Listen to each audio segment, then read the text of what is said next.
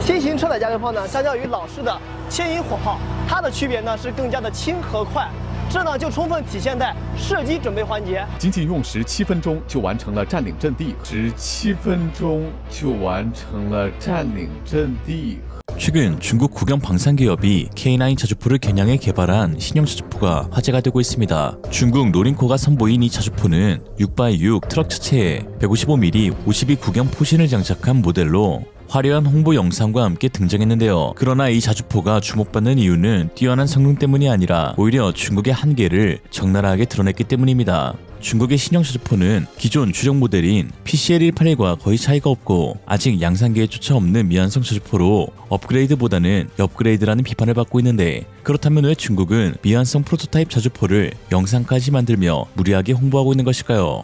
이는 모두 K9 때문입니다. 갈수록 벌어지는 K9 자주포와의 격차로 인해 조바심이 표출되고 있는 것이죠. 노린코의 홍보 영상에서는 표적 사격 장면을 보여줬지만 정작 제대로 명중조차 시키지 못한 모습이 포착되면서 망신을 당하고 있는데요. 전 미국 국방부관인 데니스 블라스코는 디펜스 뉴스와 인터뷰에서 신형 모델의 포신은 기존 PCL181과 동일하며 실전 배치 가능성은 낮은데 중국 노린코는 과거에도 프로토타입 모델들을 선보이며 외국 구매자의 자금 지원 없이는 개발이 완료되지 못하는 상황을 밝혔다라고 했습니다. 즉 실질적 성과라기보다는 마케팅에 가깝다는 지적이죠. 특히 신형 자주포는 중국 최초로 포탑을 무인화했다고 주장하며 무인이라는 화려한 수식어를 붙였지만 정작 단순한 모듈식 탄창 도입이었음이 드러나고 있습니다. 즉 기존의 포병들이 외부에서 무거운 포탄을 땀 흘리며 장전했다면 신형에서는 내부에서 처리할 수 있게 되었다는 것이죠. 이미 K9 자주포가 하고 있는 것처럼 말입니다. 그러나 이조차 프로토타입 단계에 머물러 있어 실전 적용 가능성은 불투명하고 사실상 3명의 운용병사가 필요하기에 무인화라는 표현은 과장된 측면이 크며 실질적인 기술적 진보는 미미하다는 평가가 지배적입니다. 중국이 이런 미완성 무기를 죽어라 홍보하는 이유는 한국의 K9 자주포가 너무 잘 나가고 있기 때문입니다. K9은 최근 폴란드에 672대라는 대규모 수출을 성사시켰고 루마니아, 호주, 이집트와의 신규 계약을 체결했습니다. 특히 중국과 영토 분쟁을 겪고 있는 인도가 기존 100대에 이어 추가 100대를 올해 상반기에 계약할 예정이라는 소식은 중국에 큰 부담으로 작용하고 있는데요. K9은 실운용국들 사이에서 신뢰성을 인정받은 반면 중국 자주포는 잦은 결함과 낮은 성능으로 수출국들의 불만을 사왔습니다. 파키스탄과 같은 친중 국가에서조차 중국제 자주포의 내구성과 정밀도에 대한 비판이 끊이질 않고 있죠. 이런 상황에서 중국은 K9의 행보에 초조함을 느끼며 프로토타입 자주포로 자기 위안을 얻고 있는 것이죠. 현재 중국의 주력 자주포는 PCL181로 155mm 52 구경장 포신을 장착한 차륜형 모델입니다. 2021년부터 100대 이상이 인도 라다크 국경 지역에 배치되고 있는 자주포인데요. 한 가지 의문은 인도의 K9이 궤도형인데 반해 중국은 왜 차륜형을 고집하고 있냐 하는 것입니다. 중국에 궤도형 자주포가 없는 것도 아닌데 말이죠. 그러나 중국의 PLZ-05 궤도형 자주포는 유지보수 비용, 연료 소모, 높은 생산 단가로 인해 주력으로 채택되지 않고 있는데요. 특히 중국 인민해방군 예산의 상당 부분이 해군과 공군으로 몰리고 있어 육군은 생산과 운용 비용이 저렴한 무기체계를 선택할 수밖에 없는 처지입니다. 또한 중국은 서부 지역에 도로 인프라를 확충해놨기에 차륜형 자주포로 신속한 이동 및 배치가 가능하며 여기에 중국 차륜형 자주포 SH-1을 이미 파키스탄에 수출하여 그 후속 기체인 PCL181에 개발 자금을 확보했기 때문입니다. 파키스탄의 SH-1을 개량한 것이 바로 중국의 현재 주력 자주포인 PCL181이고 PCL181의 수출형인 SH-15 역시 파키스탄에 236대 수출할 예정이죠. PCL181과 SH-1의 궁극적인 차이는 전자장비와 자동화 시스템 탑재 여부입니다. 그리고 이러한 중국의 개량 작업은 2019년 카슈미르 분쟁, 즉 K9에게 발린 전설의 사건에서 비롯됩니다. 당시 파키스탄은 중국제 SH-1 36대를 동원하였고 인도는 고작 K9 10대밖에 대응할 수 없었습니다. 그러나 3.6대 1에 수적 열세를 완전히 뒤집어 K9은 빠른 대응 사격으로 SH-1을 초토화시켰습니다. 인도 매체에 따르면 20km 내 교전이었기에 사거리나 화력보다 반응 속도가 승패를 갈랐다라고 분석했는데요. 즉 SH-1은 목표 데이터를 수동으로 입력하며 준비 시간이 길었던 반면 K9은 자동 사격 통제 시스템 AFCS를 통해 목표 데이터 처리, 포신 조정, 사격 준비 시간 등을 단축시킬 수 있었습니다. 특히 K9은 지상 사격 지휘소로부터 사격 지원을 미리 하달받아 바로 버튼만 누르면 좌표가 자동으로 입력되어 매우 빠르게 대응했다는 것입니다. 그리고 이러한 격차로 인해 중국이 SH-1을 PCL-181로 개량하는 결정을 앞당기게 하였죠. 중국은 PCL-181에 K9과 같이 AFCS를 탑재하면서 K9 수준의 사격 성능을 확보했다고 자부하고 있는데요. 그러나 최근 공개된 영상에서 예상치 못한 반전이 드러났습니다. PCL-181이 AFCS로 소프트웨어 처리 시간은 줄었지만 정작 근본적인 차륜형의 한계, 즉 스페이드 3개를 내리고 포탄을 장전하는데 무려 7분이 걸린다는 것입니다. 이는 실전에서 치명적인 단점으로 작용할 수밖에 없는 것이죠. 新型车载加榴炮呢，相较于老式的牵引火炮，它的区别呢是更加的轻和快。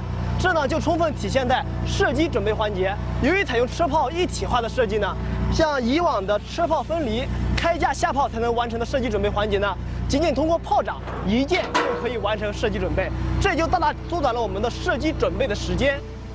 到达目标地域后，加榴炮1连2班首先发现目标，班组成员密切配合，仅用时7分钟就完成了占领阵地。방열은 포를 사격 위치에 배치하고 실전 준비를 완료하는 과정으로 현대전에서 생사를 가르는 중요 요소입니다. 견인포와 같은 구형 포들은 포 자체가 무게가 많이 나가 많은 포병들이 필요하고 지면이 약한 지형이나 경사진 지면의 경우 평탄화 작업과 해머나 떡매 등을 이용하여 지반을 다지는 작업을 해야 합니다. 여유있게 하는 작업이 아니라 초각을 다투는 작업이기에 이 과정에서 상당한 체력을 소모합니다. 반면 K9은 30초 내 방열 완료, 15초 내 초탄 3발, 1분 내 6발 발사가 가능합니다. PCL-181은 방열에만 7분이 걸려 K9보다 14배가 느린 셈이죠. 특히 산악지형에서 차륜형은 집안 불균형으로 방열이 더 어려운데요. 반면 K9은 60% 경사등판과 독립 서스펜션으로 차체를 평탄화하며 험지에서의 정확도가 매우 높습니다.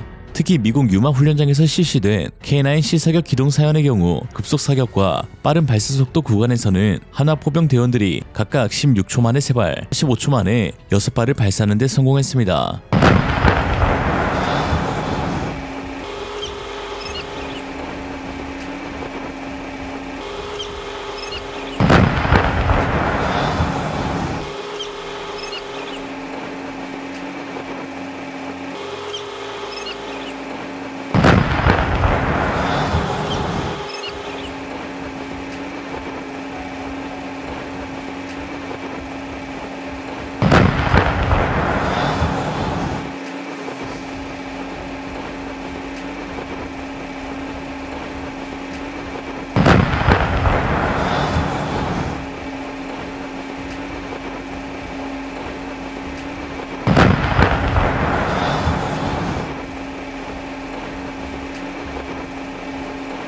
중국은 제형과 다른 성능 미달이 드러나고 있지만 K9은 오히려 제형보다 더 뛰어난 성능을 입증하고 있죠.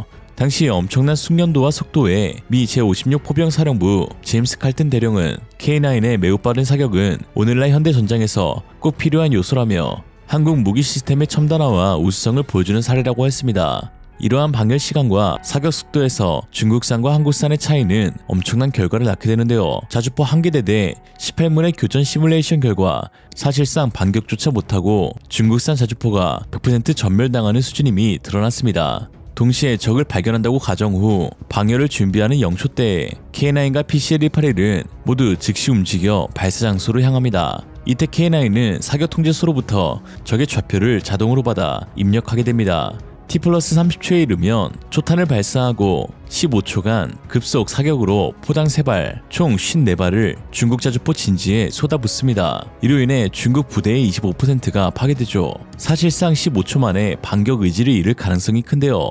PCL-181은 포병이 수동으로 탄약을 옮기고 장전해야 하는데 이는 45에서 48km에 달하는 155mm 포탄을 직접 들어 포신에 삽입해야 한다는 것입니다. 궤도형에 비해 방호력이 떨어지는 차륜형 구조인데다 운전수를 제외한 대부분의 포병이 외부에서 이 작업을 수행하니 이때 K9이 15초 동안 54발을 쏟아내면 포병들은 치명적인 타격을 입고 반격 의지는 꺾일 수밖에 없죠. 아무런 방해 없이 준비에만 7분이 걸리는 PCL-181은 15초 만에 상당히 당혹스러운 광경을 목격하게 되는 것입니다. 그럼에도 반격할 의지가 남아있다고 가정해보시죠. T+1분이 되면 K9은 지속 사격에 들어가 포당 6발, 총 108발을 발사하며 적 진지의 40에서 50%를 무력화시켜버립니다. PCL-81은 여전히 6분을 기다려야 하죠. T+3분에 이르러 K9은 분당 6발의 발사 속도로 총 324발을 발사하며 적 진지의 90에서 100%를 초토화시킵니다. 일반적인 포병 작전에서 155mm 포탄은 약 1만 제곱미터 구역을 포화로 덮을 수 있다고 봅니다. 18대가 3분간 일제 사격한다면 약 1에서 2제곱킬로미터 면적을 효과적으로 타격할 수 있어 사실상 중국 자주포 부대는 준비 과정에서 전멸당하게 되는 것이죠. 이렇게 우수한 K9은 K9A2로 업그레이드되며 더욱더 강력해집니다. 탄약 장전이 100% 자동화되어 분당 9발 이상 발사가 가능하고 포탑 자동화로 운용 인원이 5명에서 3명으로 줄어들게 되는데요. 복합 소재 궤도는 진동과 소음을 줄여 안정성을 높였습니다. 세계 최정상급 자주포 K9을 마주한 중국은 넘을 수 없는 벽에 직면해 있습니다. 압도적인 성능 격차 앞에서 중국이 할 수 있는 것은 근거 없는 비판으로 K9의 명성을 낮추려는 시도와 화려한 수식어로 자국산 자주포를 포장하는 데 그치는데요. 이는 오히려 K9에 대항할 실질적인 수단을 갖추지 못했다는 점을 드러내고 있는 것이죠. 한국의 포병체계는 오랜 세월에 걸쳐 다져진 전통과 기술력의 결정체입니다. 국방부가 포방부라는 별칭으로 불린 만큼 포병 전력은 한국 국방의 핵심 축으로 자리 잡아왔는데 포가 있으면 바퀴를 달고 바퀴가 있으면 포를 얹어라 라는 말이 있을 정도로 한국이 포병의 나라임이 세계에 각인되어 있습니다. 그리고 그 정점에 서 있는 K9 자주포는 단순한 무기가 아니라 한국 방위산업의 자부심이자 글로벌 안보의 상징이 되고 있죠. 세계 각국에서의 성공적인 수출 사례는 동맹국의 안보를 지키는 수호신으로 K9이 자리 잡았음을 보여줍니다. 오늘의 한 줄평, K9이라 쓰고 전장의 신이라 읽는다. 이상으로 리얼리즘이었습니다. 여러분의 생각은 어떠신가요? 현명하고 지혜로운 여러분의 의견을 지금 댓글에 남겨주세요. 감사합니다.